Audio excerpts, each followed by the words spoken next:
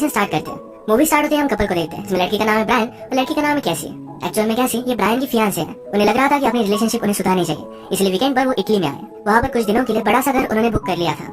ये दोनों आज इसके लिए बहुत ही एक्साइटेड है। इनका कैब ड्राइवर इन्हें अलग सी जगह पर लेकर आता है। ये सरप्राइज थे क्योंकि उनका घर नहीं था। जब ये उनके बुक किए हुए घर पर पहुंचे तो बहुत बड़ा होता है। इन दोनों को बहुत पसंद आया। घर में अंदर आते ही वाइन पड़ी हुई थी। इस घर के ओनर ने उन्हें वेलकम किया था। ओनर ने एक नोट में लिखा है कि मैं पास के शहर में हूँ, अगर आपको मेरी जरूरत पड़े तो आप मुझे कॉल कर सकते हो। ये दोनों बहुत एक्साइटेड थे। ब्रायन ने होम ओनर की सब चीजें वगैरह की। बाहर बालकनी में आग लगाकर थोड़ी सी वाइन वगैरह पूरी करके रखता है। ये दोनों आज की इवनिंग एक दूसरे के साथ ही एंजॉय करते हैं। कैसी कह रही थी कि व्यू कितना ब्यूटीफुल है, सब कुछ कितना सही लग रहा है। तभी ब्रायन का फोन बजता है। कैसी ने कहा हम इस वीकेंड के लिए हमारे फोन बंद कर देते हैं और एंजॉय करेंगे। ब्रायन भी इस बात के लिए मान गया। वो अपना फोन रखने के लिए गया हुआ था, तभी कैसी का फोन बजता है। एक आदमी का उसे कॉल आ रहा था और ये देखकर ब्रायन डिस्टर्ब हो गया। एक्चुअल में कैसी ने उसी आदमी के साथ ब्रायन पर चीट किया था, तो अब अपनी रिलेशनशिप को सुधारने के लिए इस वीकेंड पर वो आए हुए थे। फिर से उस आदमी का कॉल आने पर ब्रायन को सब कुछ चीजें याद आने लगे और वो कैसी पर गुस्सा हो गया। कैसी ने उसे नीचे बुलाया था। ये दोनों फिर इंटीमेट होने वाले थे। ब्रायन उसके पास गया तो उसके साथ इंटीमेट हो नहीं पाता। कैसी भी इस बात से बहुत अपसेट हो गई। वो रात में सोई हुई थी तभी ब्रायन उसके पास आया। वो उसे मनाने की कोशिश करता है पर कैसी बहुत गुस्सा थी। वो उससे कुछ भी बात नहीं करती। ब्रायन फिर घर में होम ओनर की अलग अलग चीजें देख रहा था। इसमें एक अजीब सी किताब थी। यही पढ़ते पढ़ते ब्रायन सो जाता है। सुबह होने पर कैसे ब्रायन के लिए ब्रेकफास्ट बना दिया। उसे फाइट नहीं करना चाहते। इसके बाद वो रनिंग के लिए गई। रनिंग करते करते उसे प्रीवियस बातें याद आने लगी। उसने ब्रायन पर चीट किया था, उन्हें बड़ी फाइट हुई थी। ये सारी चीजें याद करते करते वो डिस्टर्ब होकर नीचे गिर जाती है। इस वजह से उसके पैर पर चोट आ गई। अब वो चल नहीं सकती थी। रास्ते के साइड पर वो आती है और उसने लिफ्ट मांगी। वो थोड़ा सा भी आगे गाड़ी तक जा नहीं सकती थी तो गाड़ी से एक आदमी आया। ये दोनों एक दूसरे को इंट्रोड्यूस करते हैं और इस आदमी का नाम था फेडरिको। फेडरिको कैसी की चोट देखता है, कहता है कि इसे मैं ठीक कर दूंगा। उसने उसे उसके घर तक लिफ्ट दी। प्रीवियसली गलती से कैसी और ब्रायन जिस घर पर पहुंचे थे एक्चुअल में फेडरिको का घर था। फेडरिको ने अपनी पूरी लाइफ इसी टाउन में गुजारी है। उसे यहाँ का पीस एंड क्वाइट अच्छा लगता है। कैसी ने कहा क्या तुम कभी न्यूयॉर्क आए हो।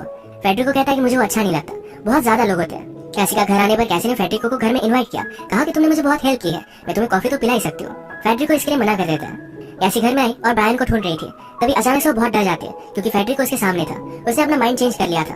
ये दोनों फिर कॉफी वगैरह पीते पर थोड़ी देर में ब्रायन वहाँ आया। ब्रायन फेडरिको को यहाँ देखकर सरप्राइज था। जो भी हुआ इसके बारे में कैसी ने उसे सब कुछ बताया। ब्रायन कैसी से कहता है कि आज हमें शॉपिंग वगैरह करने के लिए टाउन में जाना चाहिए। फेडरिको ऑफर करता है कि मैं तुम्हें लिफ्ट दे सकता हूँ। वैसे भी वो टाउन में जा रहा था। ब्रायन कहता है कि हम टैक्सी ले लेंगे। फेडरिको ने कहा यहाँ कोई भी टैक्सी नहीं मिलने वाली। वो फिर उसे हाँ कहते हैं। फेडरिको के जाने के बाद ब्रायन कैसी से बात करता है। उसे बहुत अजीब लगा था। कैसी कहती है कि वो अच्छा आदमी है, उस पर कोई भी शक मत करो, उसने मुझे हेल्प की थी। कैसी कहती है कि अब मैं शॉवर लेने के लिए जा रही हूँ, अगर तुम चाहो तो मुझे ज्वाइन कर सकते हो। ब्रायन भी उसके पास आया। उसके साथ वो इंटीमेट हो रहा था। तभी उसे याद आया कि कैसी ने उस पर चीट किया। सारी इमेजेस उसके माइंड में आ रही थी तो इस वजह से कैसी के साथ अब भी इंटीमेट नहीं हो सकता। अब हम देखते हैं कि इनके घर में जो भी चल रहा है ये सारी चीजें हिडन कैमरे की वजह से रिकॉर्ड हो रही है। ये रिकॉर्डिंग फेडरिको ही देख रहा था। इसके पीछे के रीजन से आपको आगे पता चलेंगे। इसके बाद ये तीनों मिलकर सिटी में जा रहे थे। फेडरिको पूछता है तुम दोनों मिले कैसे थे। ब्रायन ने कहा कि हम कॉफी शॉप में मिले थे। कैसी कहती कि उसे झूठ मत कहो, ये एक्चुअल में एक डेटिंग ऐप पर मिले थे। कैसी ने फेडरिको से कहा कि ब्रायन को रोमांटिक चीजें अच्छी लगती है और हम डेटिंग ऐप पर मिले थे। ये बात तो किसी को नहीं बताता। फेडरिको कहता है कि मैं समझ सकता हूँ, बहुत सारे लोगों को ग्रैंड जेस्चर बहुत अच्छे लगते हैं। कैसी ने कहा कि एग्जैक्टली। इनकी थर्ड डेट पर ब्रायन ने कैसी के लिए बहुत अच्छा सा कुक किया था। इस डेट के बाद ही उसने डिसाइड किया कि ब्रायन से वो शादी करेगी। इसके बाद सिटी में पहुंच गए। ब्रायन फेडरिको को थैंक यू भी नहीं कहता और वैसे वहां से चला जाता है। इस बात पर कैसी उस पर गुस्सा हो गई। ब्रायन ने कहा कि क्लियरली तुम्हें लाइक करता है। कैसी कहती है कि लोग दोस्त भी हो सकते हैं। ब्रायन को फिर से कैसी ने चीट किया है ये बात याद आ गई और इस पर वो बहुत ज्यादा गुस्सा हो जाता है। उसे कहता है कि तुमने जो भी किया इसकी इमेजेस में मेरे दिमाग से निकाल नहीं पा रहा। उसने अब तक उसे माफ नहीं किया है। कैसी को बहुत बुरा लगा। कैसी ने कहा हम इस रिलेशनशिप को सुधारने के लिए यहाँ आए हुए थे पर ये रिलेशनशिप अब सुधर नहीं वाली। वो गुस्से में यहाँ से चली जाती है। वो रो रही थी और सिटी में जाने के लिए कुछ पैसे निकाल रही थी। या उसे एटीएम मशीन की लैंग्वेज भी समझ नहीं आती। तभी उसके पास फेडरिको आ गया। कैसी कहती है जब भी मुझे जरूरत होती है तुम हमेशा मुझे बचाने के लिए आ जाते हो। कैसी ने पैसे निकाली है और वो घर चली जाती है। ब्रायन अपसेट होकर एक बार में आया हुआ था। तभी उसके पास फेडरिको आ गया। ब्रायन ने जो ड्रिंक ऑर्डर किया था उसकी जगह पर उसे कुछ और ही आ जाता है। फेडरिको ने प्रॉपर ड्रिंक उसे दिया। ब्रायन जिस तरीके से बिहेव कर रहा था इसलिए उसने फेडरिको को सॉरी कहा। अब ड्रिंक करते करते अपनी दिल की सब बातें उसे बताता है। कैसी ने जो भी किया था ये सब कुछ उसे बता देता है। ब्रायन को एक्चुअल में रॉकस्टार बनना था पर ये हो नहीं पाया। वो अपनी जॉब से अपनी लाइफ से उतना खुश नहीं है पर उसके पास कैसी है। वो कैसी से बहुत प्यार करता है पर कैसी ने जो भी किया इसके बाद उसे कमिट नहीं कर पाता। फेडरिको बहुत शांत था, वो अपने बारे में कुछ भी नहीं बताता। ब्रायन ने जब उसे पूछा तो कहता है कि मैं कंप्यूटर्स में काम करता हूँ। यहाँ इसी बार में इन दोनों ने कुछ लड़कियों को नोटिस किया। ब्रायन का माइंड फ्री करने के लिए फेडरिको कहता है चलो हम उनसे बात करते हैं। ये सब बात करने लग गए। ब्रायन और भी ज्यादा ड्रंक हो गया। फेडरिको कहता है कि हम एक गेम खेलते हैं, 2 ट्रूथ और 1 लाई। उसने ब्रायन से कहा कि आज रात जो भी होगा ये कल तुम्हें याद रहेगा। तुम्हारी गर्लफ्रेंड ने तुम पर चीट किया है। आज रात मैं तुम्हारे घर पर जाऊंगा क्योंकि मेरे पास तुम्हारे घर की चाबी है। ब्रायन ने सुना पर वो इतना ड्रंक था तो कुछ कर भी नहीं पाता। इन 2 लड़कियों के साथ यही इस टाउन के होटल में वो चला गया। रात में सचमुच में फेडरिको कैसी के पास आ गया था। वो सो रही थी, उसके बालों को हाथ लगाता है। कैसी को लगा कि शायद ये ब्रायन ही है। उसे किस करती है और फिर से सो जाती है।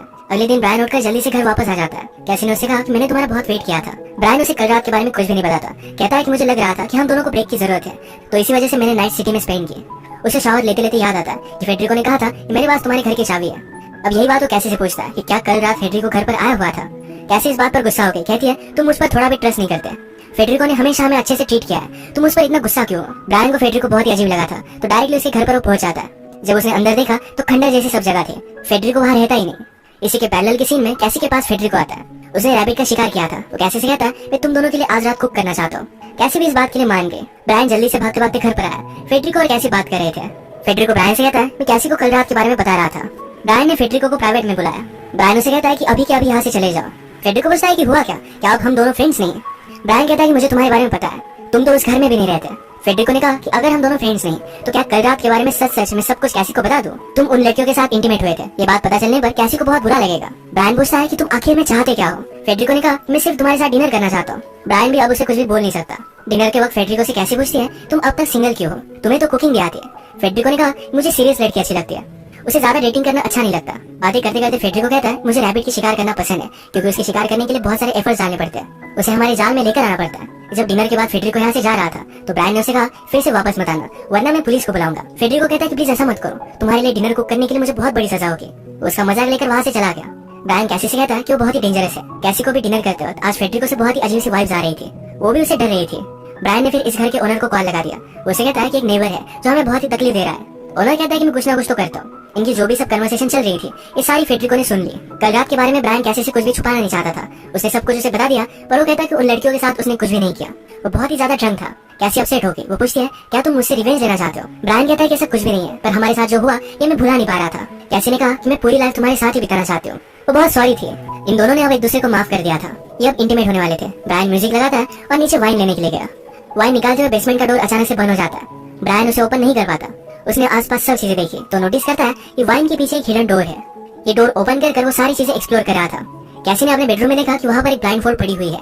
उसे लगता है कि ब्रायन ने रखा हुआ है तो इसे पहन लेती है। ब्रायन की जगह पर बेडरूम में फेडरिको पहुंच गया। ब्रायन को नीचे बंद करने वाला भी वही था। वो उसके साथ इंटीमेट होने लगता है और कैसी को लग रहा था कि ब्रायन है। थोड़ी देर में ब्रायन उस डोर से वे निकाल कर घर के अंदर पहुंच गया था। फेडरिको ने उसकी आवाज सुनी और वहाँ से वो भाग गया। कैसी भी वंडर करती कि अचानक से हुआ क्या। उसने ब्लाइंडफोल्ड वगैरह निकाला, तभी उसके मोबाइल पर नोटिफिकेशन आई। एक वीडियो थी जिसमें ब्रायन उन लड़कियों के साथ इंटीमेट हो रहा है, इसकी वीडियो रिकॉर्डिंग है। इसी के पैरेलल में ब्रायन जिस रूम में था वहाँ की टीवी पर अभी फेडरिको कैसी के साथ इंटीमेट हो रहा था, इसका फुटेज चलने लग जाता है। ये दोनों अब एक दूसरे पर बहुत ज्यादा गुस्सा थे। ब्रायन को लगता है कि उस रात फेडरिको और कैसी इंटीमेट हो गए। कैसी भी गुस्सा होकर उसके पास आई। ब्रायन पूछता है कि टेप बनाना क्या तुम्हारी आइडिया था, क्या तुम मुझे और भी जेलस फील कराना चाहती थी। उस रात फेडरिको का मेरे पास आना, मुझे ड्रंक करना, कैसा तुम्हारा प्लान था। कैसी अब और भी ज्यादा गुस्सा हो जाती है। कहती है तुम उन लड़कियों के साथ इंटीमेट हुए थे। उसे ब्रायन को उसकी वीडियो टेप दिखाई। ब्रायन उसे समझाने की कोशिश कर रहा था, पर कैसी गुस्से में मोबाइल फेंक देती है। ये जाकर डायरेक्टली कांच से लगा और कांच के पीछे हिडन कैमरेज है। अब ये देखकर ये दोनों सरप्राइज थे। इन दोनों ने फिगर आउट कर लिया कि फेडरिको उन्हें मैनिपुलेट करने की कोशिश कर रहा है। ये पुलिस को कॉल करने की कोशिश करते हैं, पर एक रिमोट जगह है जहाँ पर कोई भी रिसेप्शन इन्हें नहीं मिलता। फोन की बैटरी भी अब खत्म हो चुकी थी। इन्होंने जो भी फिगर आउट किया ये सारी चीजें फेडरिको ने अपने स्क्रीन पर देखी। वो डायरेक्टली इनके घर पर आ जाता है। फेडरिको ने कहा तुम्हें उन कैमरेज के बारे में पता नहीं चलना चाहिए था। ब्रायन उसे डर गया था। कहता है हम इसके बारे में किसी को भी नहीं बताएंगे, हमें जाने दो। फेडरिको कहता है जनरली मैं सिर्फ लोगों को देखता हूँ, कभी भी इन्वॉल्व नहीं होता, पर जब मैंने कैसी को देखा तो मुझे बहुत अच्छी लगी थी। मुझे पता नहीं था कि मैं उसके प्यार में पड़ जाऊंगा। फेडरिको के हाथ में चाकू था तो ब्रायन उस पर झपक पड़ता है। ये दोनों एक दूसरे को मारने की कोशिश कर रहे थे, तभी कैसी ने की ली और डायरेक्टली फेडरिको के पेट में डाल देती है। उसकी यहाँ पर इंस्टेंटली डेथ हो गई। इन दोनों को समझ में नहीं आता कि अब क्या करना चाहिए। ब्रायन कहता है कि हम पुलिस को कॉल नहीं कर सकते, हम एक अलग कंट्री में हैं। अगर हम इन सब चीजों में फंस गए तो बहुत ही ट्रबल होगा, सब लोग इन्हें दोषी मानेंगे। ये इस बॉडी का क्या करे सोच रहे थे, तभी होम ओनर वहाँ पहुंच गया। वो कहता है कि मैं चेक करने के लिए आया, क्या सब कुछ ठीक है या नहीं। ब्रायन और कैसी ने डेड बॉडी छुपा दी थी। ब्रायन कहता है कि वो आदमी फिर से वापस नहीं आया, अब वो हमें तंग नहीं करेगा। होम ओनर कहता है कि फेडरिको पहले पास में रहा करता था, पर उसे कुछ फाइनेंशियल प्रॉब्लम है, वो अभी भी उसी घर में रहता है। होम ओनर को पता नहीं था। सब कुछ ठीक है तो वो वहाँ से चला गया। डायरेक्टली वो फेडरिको के घर पर आता है। उसने सारे कैमरे चेक किए। इसका मतलब है फेडरिको और होम ओनर ये दोनों मिलकर ये सब कर रहे थे। होम ओनर ने कैमरेज में देखा किस तरीके से कैसी ने फेडरिको को मार दिया है। वो बहुत ज्यादा गुस्सा हो जाता है। होम ओनर फिर से वापस आया। वो कैसी से कहता है तुम लोगों ने जो भी किया इसके बारे में मुझे पता है, इस सब को तुम एडमिट कर लो। ब्रायन पीछे से होम ओनर को भी मारने के लिए आ रहा था, तभी उसने गन निकाल ली। ब्रायन कहता है कि वो हमें मारने वाला था, हम सिर्फ सेल्फ प्रोटेक्शन कर रहे थे। होम ओनर ने कहा तुम्हें उसे मारना नहीं चाहिए था, अब मेरे पास कोई भी चॉइस नहीं है। वो ब्रायन को मारने वाला था, तभी कैसी ने उस पर चाकू चला दिया। होम ओनर की भी डेथ हो गई। इसके बाद इन्होंने डेड बॉडीज को जला दिया। ब्रायन ने जाकर फेडरिको के घर में सब कुछ चीजें देखी कि किस तरीके से वो रिकॉर्ड किया करता था। उसने सारे रिकॉर्डिंग्स को मिटा दिया। जो भी हुआ इसके लिए कैसी बहुत वरीड थी, पर ब्रायन उसे कहता है ये हमारा सीक्रेट रहेगा, इसके बारे में किसी को भी पता नहीं चलेगा।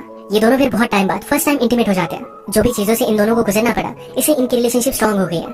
सारी चीजों को कवर अप कर ये दोनों यहाँ से निकल जाते हैं। अब इसके बाद मूवी का ट्विस्ट आता है कि घर के बाहर भी कैमरेज लगे हुए थे। इन कैमरेज में जो भी रिकॉर्ड होता है, ये सारी चीजें एक प्राइवेट वेबसाइट पर लाइव ब्रॉडकास्ट होती है। आज जो भी हुआ, जिस तरीके से ब्रायन और कैसी ने मर्डर्स किए, ये सारी चीजें उस वेबसाइट पर दिख रही थी। पूरे वर्ल्ड में जिन भी लोगों को इस वेबसाइट का एक्सेस है, ये सारे लोग इसे देखकर दंग रह जाते हैं। अब इन लोगों को पता तो था, पर इनमें से कोई भी बोलने नहीं वाला, क्योंकि ये वेबसाइट इलीगल है। ब्रायन और कैसी के रिसोर्ट की तरह इस वेबसाइट पर बहुत सारे अलग अलग होटल्स भी है। जिस तरीके से इनके होटल की रिकॉर्डिंग चल रही थी, उसी तरीके से पूरे वर्ल्ड में चलती है। सब कुछ साइट पर ब्रॉडकास्ट होता है, पर ये सब इलीगल है।